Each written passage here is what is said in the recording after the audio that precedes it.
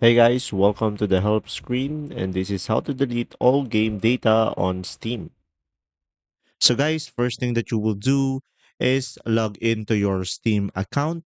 And then once you have opened your Steam, first thing that you will do guys is go over here on the top left corner, the Steam icon.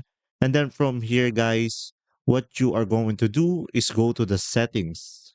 And then after that guys, you will have multiple options.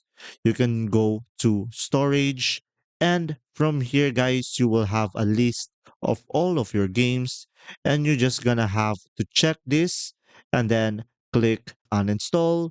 And then after that, guys, you will be able to delete all of the data on this game on your Steam and click uninstall and click uninstall. There you go, guys. That's how you delete all game data on Steam. If this video was helpful, please like and subscribe, and thanks for watching. See ya!